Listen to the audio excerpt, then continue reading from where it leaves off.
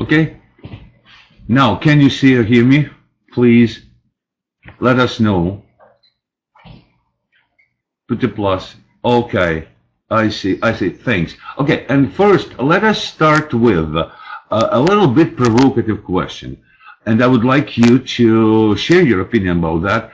Do you think that we definitely need to change the traditional approach in the classroom for competence-based approach in the classroom? And I would really appreciate if you answer quickly. Okay.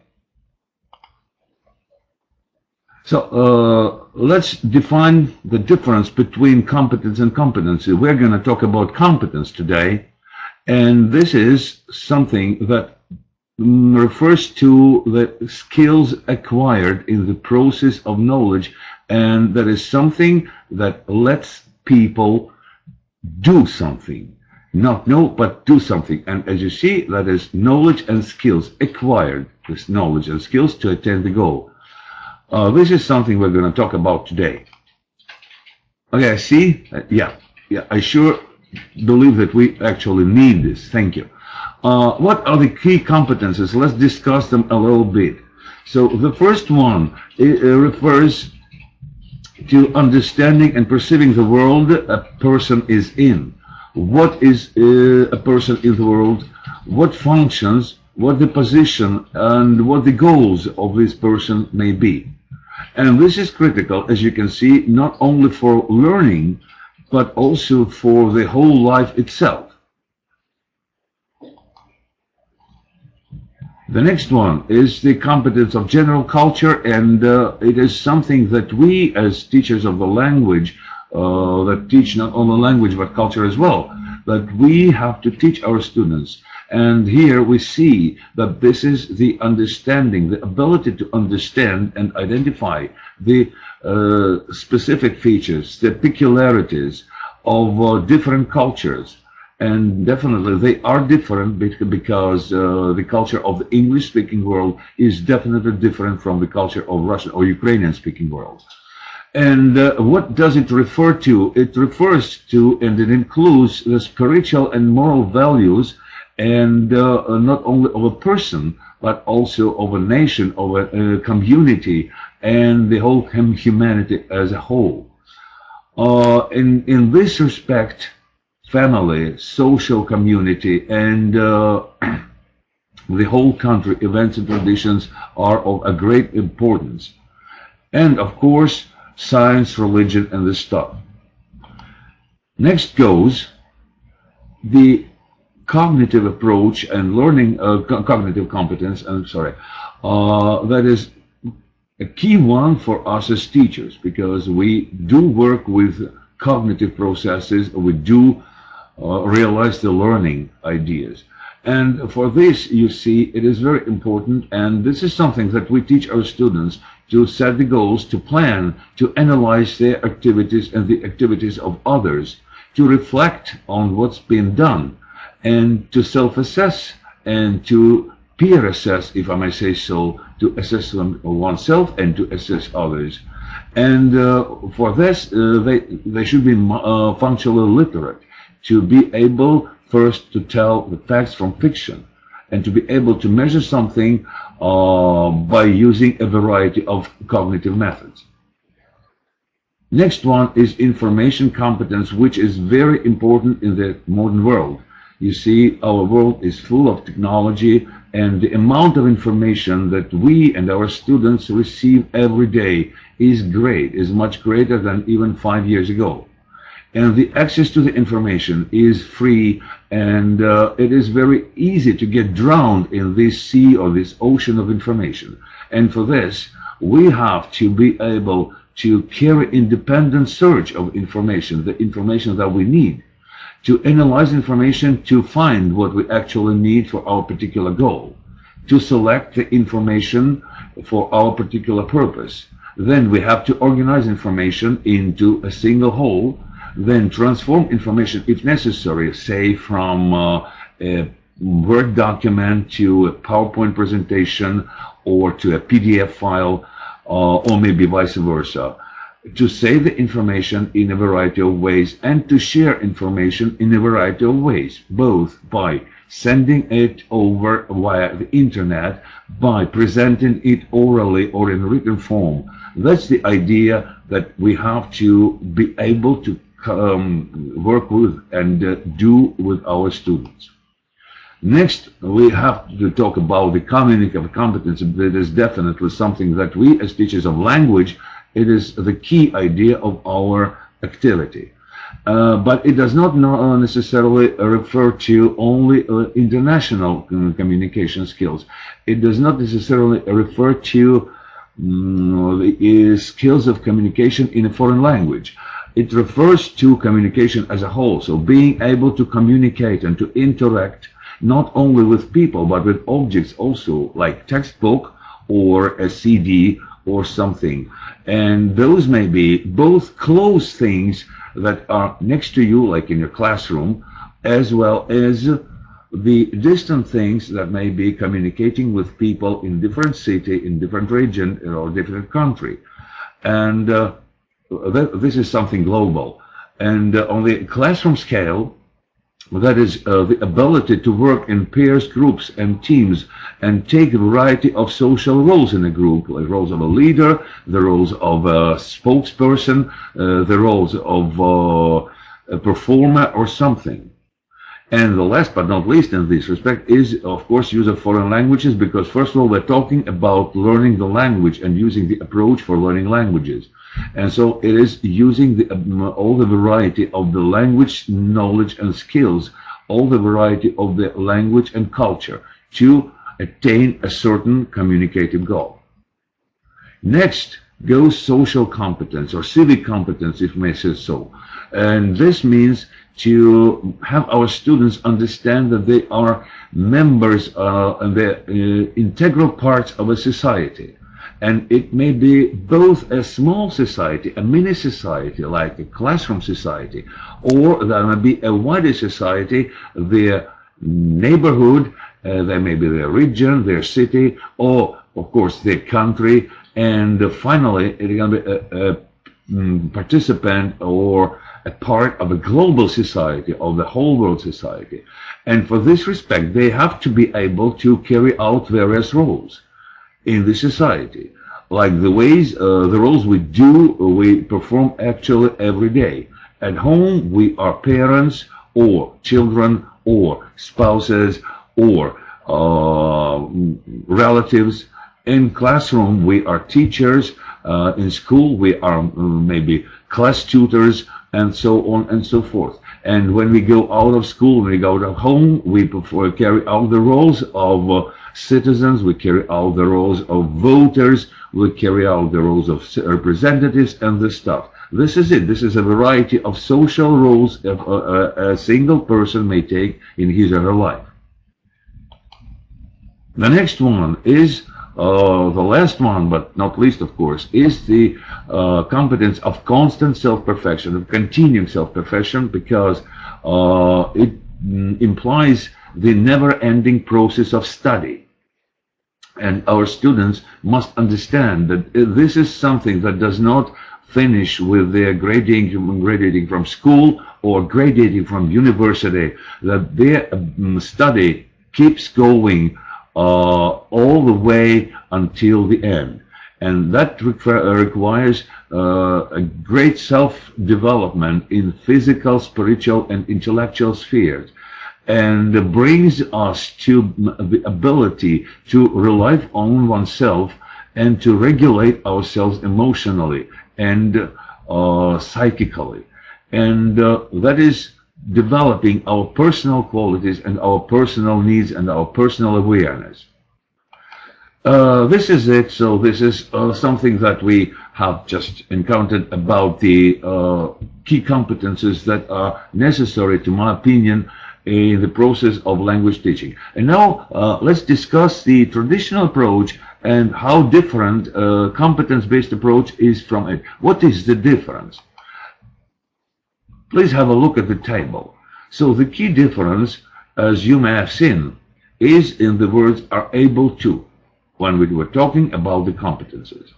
And this is the difference, because when we teach the language traditionally, we teach the knowledge of the language, about the language. For example, we teach, say, past simple or present perfect. We teach the structure. This is the knowledge about the language. And it does not necessarily mean that this knowledge that we teach, the structures that we teach, can be useful and can help a person immediately in real life. Those guys who probably have been working for a long time and maybe got the translation approach in their experience may remember that we may know the rules very well, we may know the vocabulary very well, but when it comes to actual conversation, the rules and the vocabulary that we know don't actually help much. That was the problem, the greatest problem of the system of education, the foreign language education that existed about 30, 40, 50 years ago.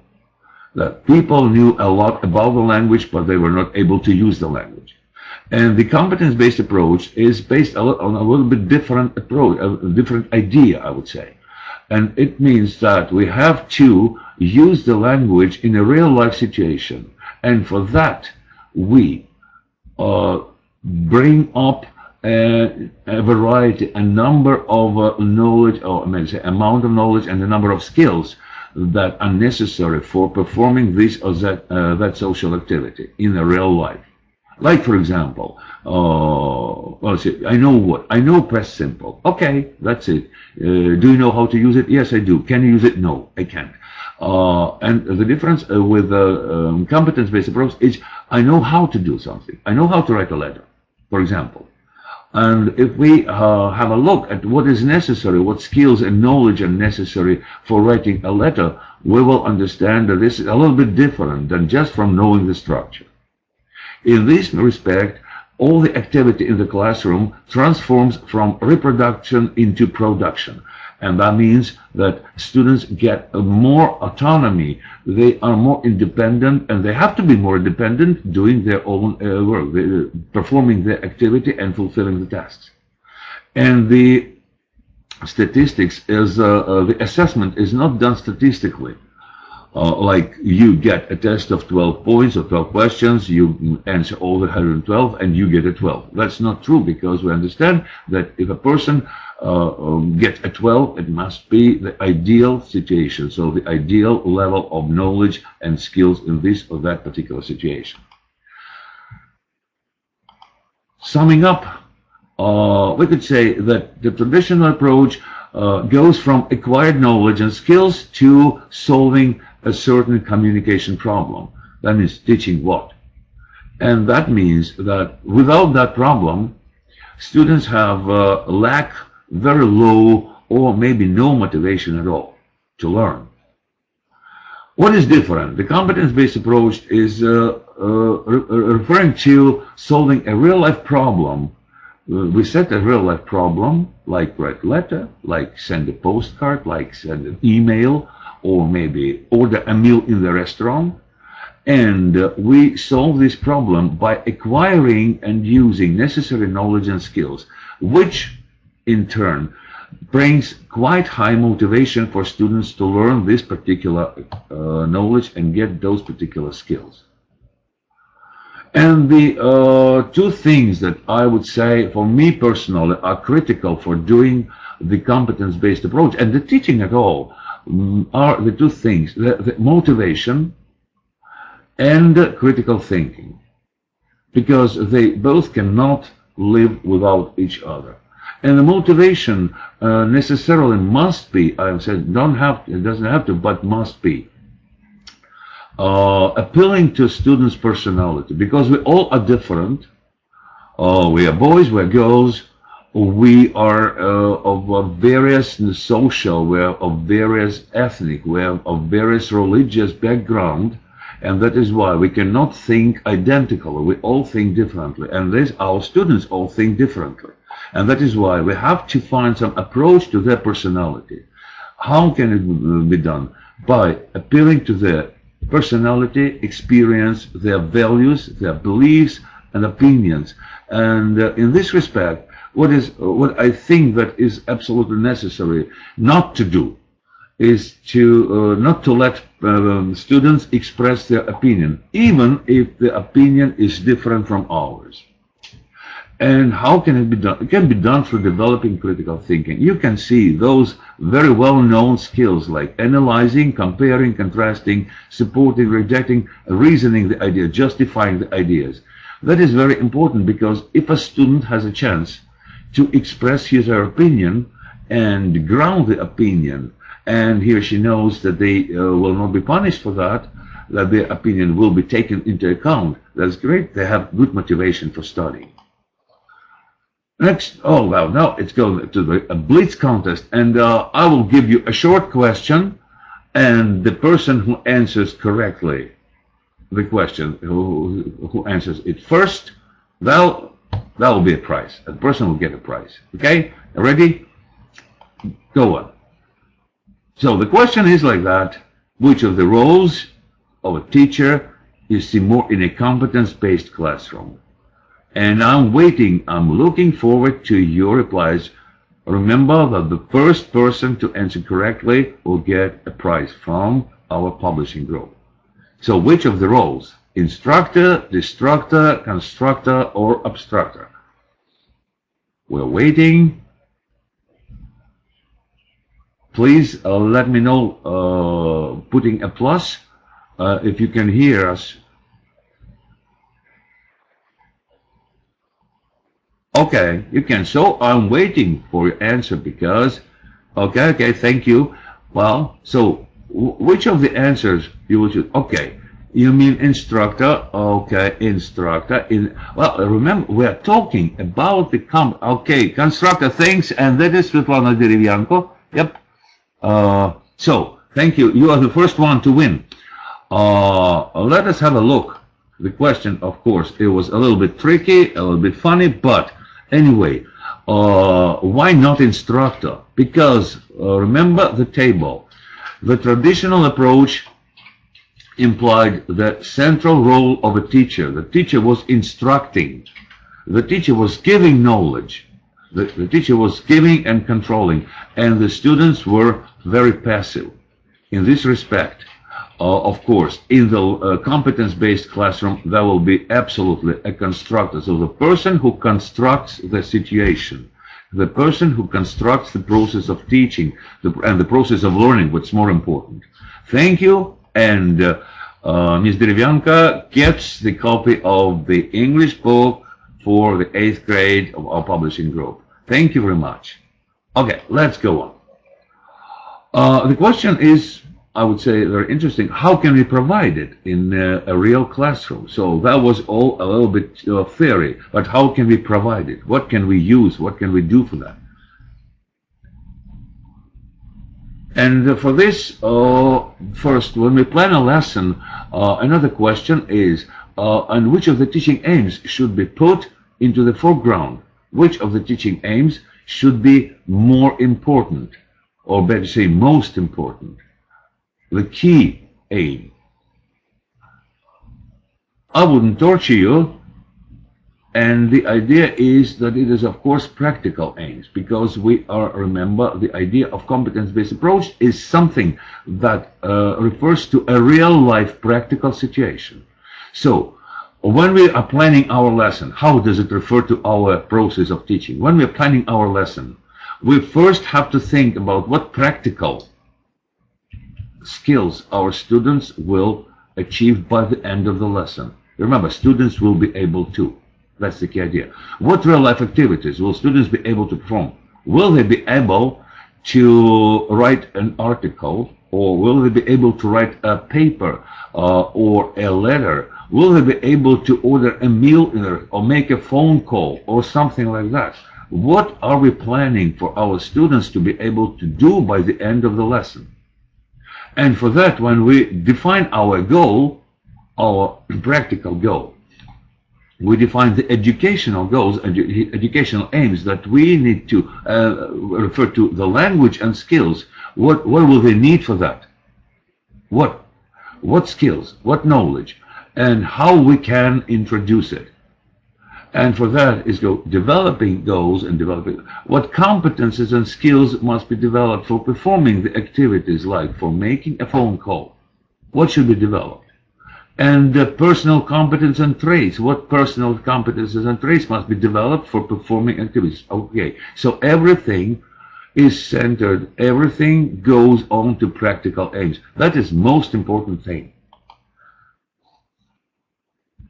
Let's have a look at few practical recommendations. First of all, of course, we must consider cognitive processes for learning. You know that scheme, you know the pyramid. That is the very well-known Bloom's taxonomy. And it defines the cognitive processes in the form of their development. That means that first, if we think about introducing something, then the first process, cognitive process, will be remembering, and we cannot ask a question, we cannot ask our students to apply the knowledge or to apply something unless they first remember and understand it. As well as we cannot ask our students to create something unless they go on successfully through the whole bunch of all those preliminary activities. That is very important. As well, we have to mind the 3 steps of the learning unit. So it is something that we all know and we do very well, actually. It is activating previous knowledge, activating present content, to structure the knowledge that we're giving, and to apply the knowledge at the end of the lesson. That is it. And now I would like to give some more practical examples based on the textbook by our publishing group, for the textbook which is taking part in the contest for the 9th grades this year. And the first thing you see, we have to use practical real-life contexts. And these contexts must be interesting and relevant for learners, and the tests must be a little bit challenging and not language-based. So they have to solve, remember, they have to solve a real-life problem, and that is why a problem must be challenging from the point of view of real life, not from the point of view of language. Please have a look. Lesson 4, the lesson is dedicated to developing reading skills. And what do we do in it? You see, we have a title and we have a picture, a small picture that introduces the topic. We say nothing about the topic, but introduce subconsciously. We set the meaningful context. That is protecting the environment. The absolutely necessary thing for every lesson, as you know, is warming up. And we do not warm up just for warming up sake, but we warm up in a meaningful context. And it can be anything. In this particular task, it can be, say, rhyming based on the word waste.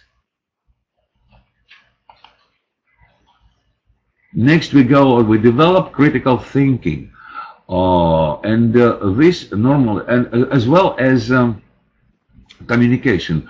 If you may see, all the tasks in this lesson are in this or that way dedicated or including or involving communication in this or that way. So peer work, teamwork, group work, something.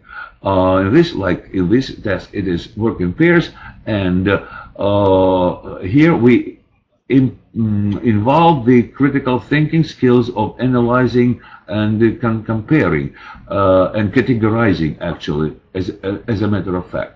And it is based on the previous knowledge, because as you can see in the previous lesson, they were supposed to listen to a lecture on the same topic. So they have to use the previous knowledge and categorize it. And by this, we activate previous knowledge and set up the area for meaningful research. So they have to do what they do meaningfully, categorizing the problems into global, country, or local problems. The next one, you remember, this is something that refers to reading, so all the activities will be referring to reading.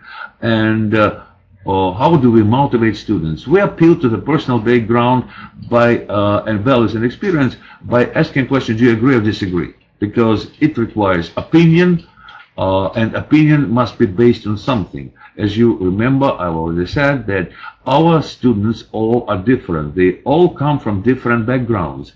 Some are rich, some are poor, some are from big families, some are from small families, and this stuff. So they all have different experience, different backgrounds, and maybe different opinions and beliefs. And this is why they will have to exchange their ideas, exchange their opinions, and try to prove it. And the interaction as well and critical thinking as well are encouraged and motivated.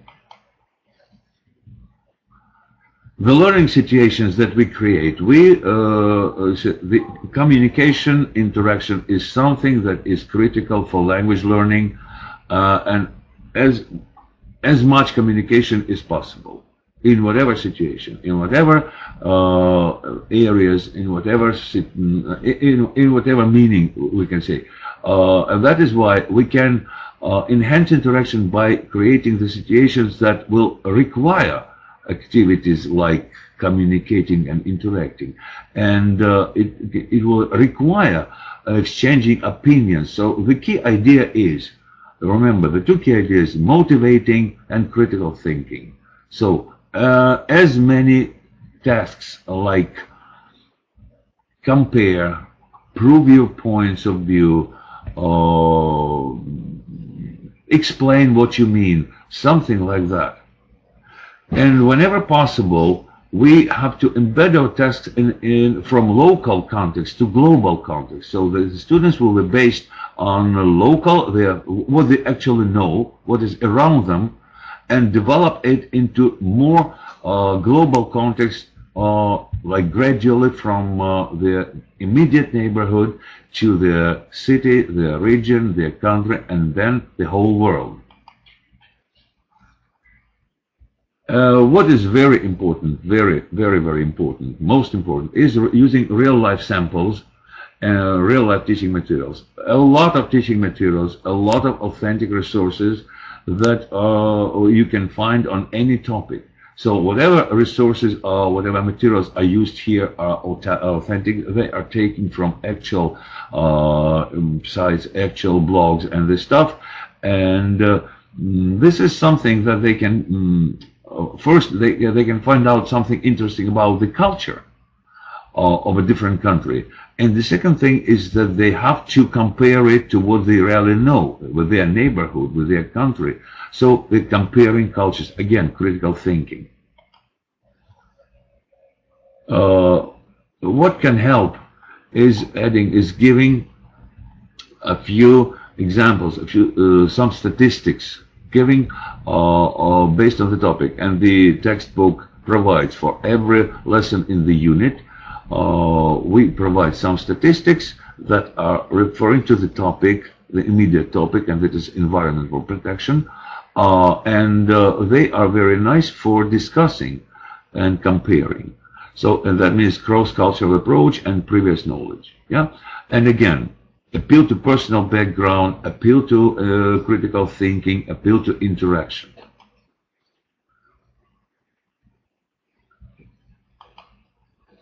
And the finishing part of the lesson will be, oh, I'm sorry, jumped over. The finishing part of the interaction will be the some sort of activity dedicated to critical thinking and expressing the own opinion.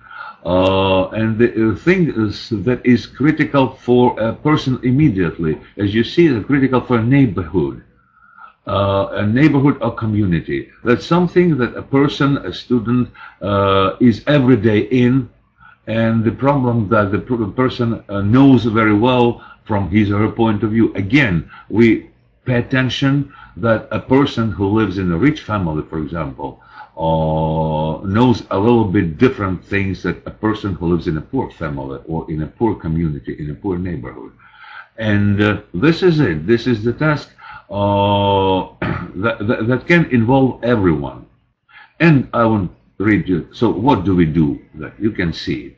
Again, we aim our activities on on the same thing, appealing to personal background, appealing to critical thinking, appealing to interaction, that requires the activities that will take part during the lesson all the time.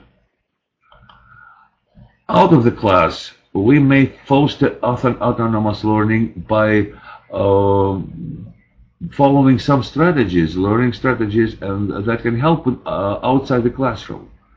Because this is something that can be done at home, and they should be done at home, and that should be encouraged to do at home, actually. You can see this is something that, well, that you know all, but I would really like to point your, to drag your attention to the point like dare to make mistakes. This is something that I would say is critical, because you know that a lot of students are afraid to speak, are afraid to write, are afraid to express their opinion because they're afraid of making mistakes. And it is very important to have them understand that everyone makes mistakes, we all make mistakes, we and them, and native speakers make mistakes. So this is something that cannot be, that should not be taken into account. What matters is something that you want to say, not how you want to say. And of course, we have to work further to have our students say it correctly. But what is more important is that they are able to express what they mean. Not exactly in the, maybe not in the very correct language, but the idea should be very clear and different.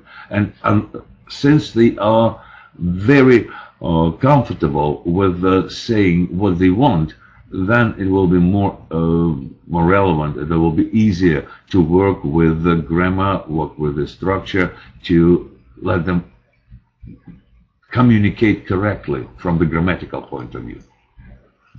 And the two last things that, well, actually refer to the competence-based classroom is the teacher's role. This refers to the question of the quiz. We must remember that the teacher is not an instructor anymore. Whatever, facilitator, guide, mentor, whatever, but it's something that will motivate students for doing the tasks autonomously or independently. Teacher does not instruct anymore. He constructs the process of learning. That is why it was constructed. And the assessment, the second thing, the assessment is not the traditional one, and it should be done not for or of learning, but it should be done for learning. And the idea is that the students should be able to assess themselves and assess their classmates and exchange their opinions. And this should be done not for giving marks, actually, but for understanding where the weak points, where the drawbacks are, and what should be done to correct them, to make them, to make less mistakes. And I'm cordially welcoming you for next seminar. So you can see there are 3 more seminars, 3 more webinars to come up, 1 in this month and 2 in the month of April. Thank you very much for your attention. That was great, again, talking to you. If you have any questions, if you have any comments, you may write them either here, or please use our contacts for doing some interaction with us, because, well, interaction is something that we have to work with. Thank you again, and goodbye.